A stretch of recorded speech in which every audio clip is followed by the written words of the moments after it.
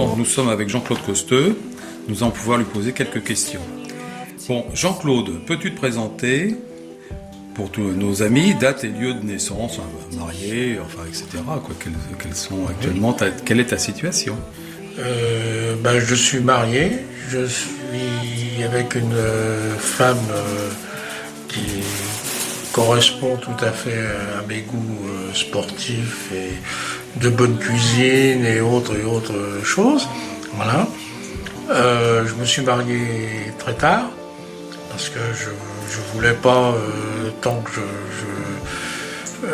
je courais en moto, j'avais toujours promis que je ne ferais pas une veuve. Donc j'avais un moral de ce côté-là que beaucoup de gens ne savent pas. Mais voilà. Alors j'ai attendu d'avoir 50 ans pour me marier avec ma femme actuelle que j'ai rencontrée dans le milieu des chevaux. Voilà. En fait, tu peux nous rappeler quand même pour nos amis internautes, les deux bacs, ta date et ton lieu de naissance, Jean-Claude. 31 mars 1934 à Paris 14e. Voilà, j'y tiens beaucoup au Paris 14e. Très bien. Et au fait, as-tu des enfants, Jean-Claude? Non, j'ai pas d'enfants, mais j'en ai élevé deux, ceux de ma femme. Et voilà, et ils sont... j'ai de très bons rapports avec eux. Bon, le dernier, il avait 2 ans, maintenant il en a 26. Voilà, et puis ils ont bien réussi dans leur vie, et j'en suis très heureux. Très bien. Bon, parlons un petit peu moto. Tes débuts en compétition moto ont eu lieu en quelle année, en fin de compte? Ah, mes vrais débuts ont eu lieu en 1960. Aux 2 heures de Montlhéry, qui existait à l'époque, qui était une épreuve soi-disant qualificative pour le bol d'or. C'était comme ça que l'épreuve s'appelait. Mais enfin, bon, j'avais une vieille Norton, mais qui a très bien tenu la distance. Et puis, ça m'a bien imprégné de la course, quoi. Ça m'a beaucoup plu, le milieu à l'époque. Très bien. En fin de compte, peux-tu nous donner un petit aperçu de ton palmarès? Mon palmarès, il se résume en deux grandes satisfactions, c'est-à-dire championnat de France inter en 500 en 1968, et j'ai renouvelé le bail en 1969 avec la même machine. Je courais pour Monsieur Bory, l'importateur à Hermaki à l'époque, qui me faisait confiance dans le matériel qu'il me prêtait.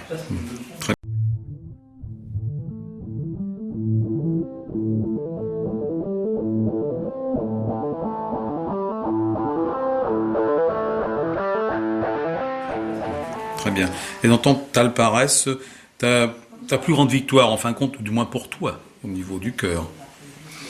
Au niveau du cœur, c'est une victoire que je comptais pas absolument. Et c'était en 68 avec le 382 à Hermaki. Donc je courais en 500. Et l'épreuve à Montlhéry, c'était les coupes jeux de mots. Et à l'époque, le circuit de 3 km était prévu pour 18 tours. Mais comme les organisateurs avaient beaucoup dépassé l'horaire, ils ont ramené pendant la course à 15 tours. Donc sans prévenir les coureurs et tout. Et malheureusement, on avait reçu le moteur le samedi soir. Et l'usine avait laissé les ressorts de l'embrayage, qui étaient des ressorts de 125.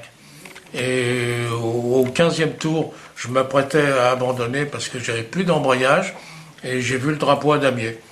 Donc voilà, une de mes plus belles victoires. Voilà. Très bien. Et tes meilleurs souvenirs en course, Jean-Claude? Celui-là, c'est un bon souvenir. Et puis j'ai un autre souvenir aussi. C'était en 68 tout en 67, je ne me rappelle plus exactement. Mais j'avais fait 7e au Mans, sur le grand circuit, alors qu'il y avait des grands pilotes internationaux qui étaient là. Et vraiment, là, j'avais bien tenu la cadence de la course et tout. C'était vraiment une grande satisfaction pour moi de m'être mêlé au pilote anglais qui allait quand même relativement vite. Et j'étais resté dans les roues et tout. Voilà. Très bien. Par contre, tes plus mauvais souvenirs, y en a-t-il? En moto? Oui. Ben, oui, quelquefois, oui, j'ai eu des chutes qui m'ont très meurtri, évidemment. Je repense au Castellet où je m'étais planté avec la 250. J'avais oublié que j'avais des pneus neufs, donc je m'étais vraiment mis hors circuit moi-même. C'est un très mauvais souvenir et je reconnais que là j'avais été un peu fautif justement de pas m'avoir rappelé que j'avais des pneus neufs et qu'il fallait au moins un tour de rodage pour enlever un peu le vernis des pneus, quoi. Tu peux nous préciser l'année de ce petit souci? Ben, c'était à la fin de ma carrière, ça devait être en 70. D'accord, très bien. Et tes plus mauvais souvenirs, globalement, bien sûr? Dans la moto? Oui. Oh, j'en ai pas vraiment de mauvais, non. Non, de mauvais, oui, bien sûr. Quand malheureusement, dans la vie, j'ai perdu des bons copains qui se sont tués, malheureusement. Et donc, ça, c'était toujours des épreuves très dures, très moralement.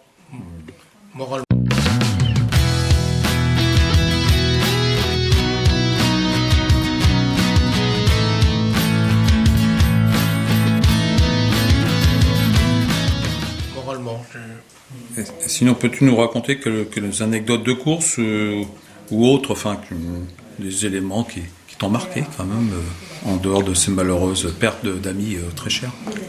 Ben oui, j'ai un bon souvenir. La première fois que j'étais à Magny-Cours, c'était le championnat de France en sport en 62. En 175, j'avais ma Morini, donc j'étais pilote vraiment très privé de moyens, privé de beaucoup de choses. Et bon, ben c'est Jean-Pierre Beltoise qui gagne cette course. Rousse était deuxième, et puis moi je fais troisième. J'étais très heureux de ma performance sur 120 km à Magny-Cours. Ça m'avait conforté dans mes rares qualités de pilote, quoi. Voilà. D'accord, très bien. Et les pilotes qui t'ont marqué le plus à l'époque que tu courais?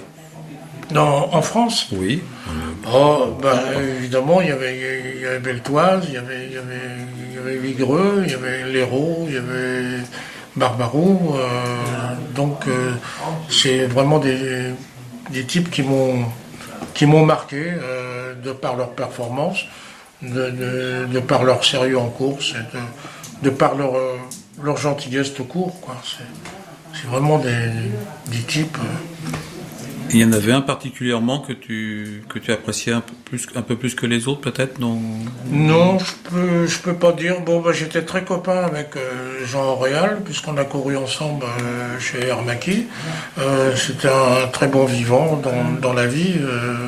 Oui, j'ai de bons souvenirs avec lui.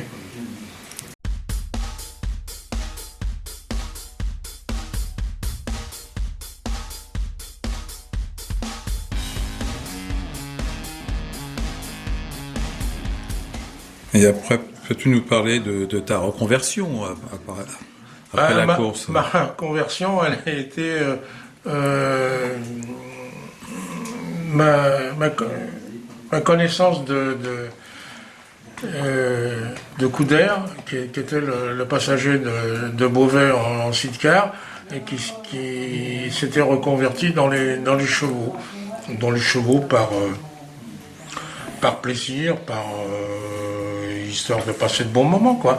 Et puis moi, j'ai été tout de suite admis chez Mario Luracci, donc, qui est le plus grand dresseur de chevaux pratiquement dans le monde. Et je suis resté 10 ans chez lui et ça m'a donné le virus du cheval. Donc j'ai travaillé avec lui un petit peu.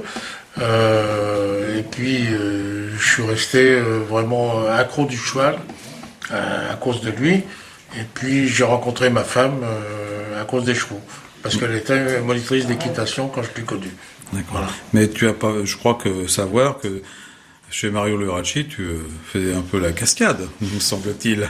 Oui, Quand oui, tu nous as oui, donné oui. un petit Bah, aperçu. J'ai participé à quelques doublures sur des films. Voilà, disons que j'ai bricolé, sans être un grand seigneur à cheval, mais la passion l'emportait, quoi. D'accord. T'as pas un titre de film pour nous donner laquelle que tu as participé, un titre de film français ou autre peut-être? Oh, ben, j'ai fait tout, je sais pas, La Femme Blanche de Ferreri, et puis un mousquetaire avec les Charlots. Un très grand moment pour moi, parce que c'était vraiment d'un comique irrésistible. Pour moi.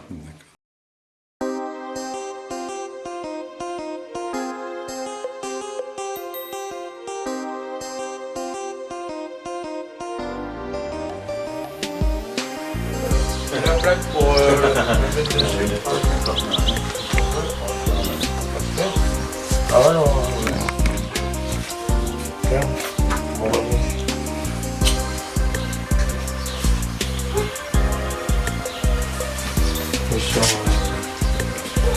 Tiens, c'est Christian Ray. Dernier mot. Ça, c'était. Je vais l'avoir dit.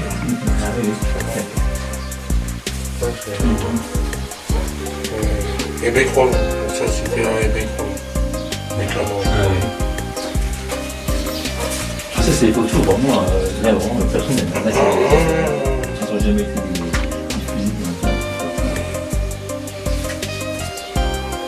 Ça c'était Hébéchrome aussi, je crois. Ah ben c'est quand ils m'ont mis la coupe, parce que j'avais gagné la course de côte. Mais je dois avoir des photos. Ça, c'était toute l'équipe du club. Ouais. Voilà, il y avait la moto de Tibassi, Sera, les compagnies. Là.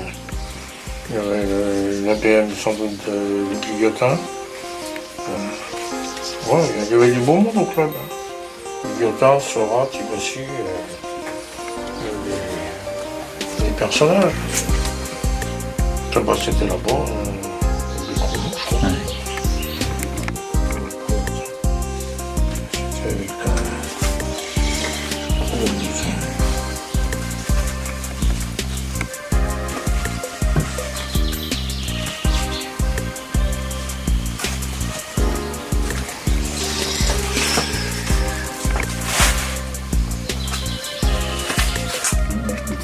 Dans les chicanes à... Ouais.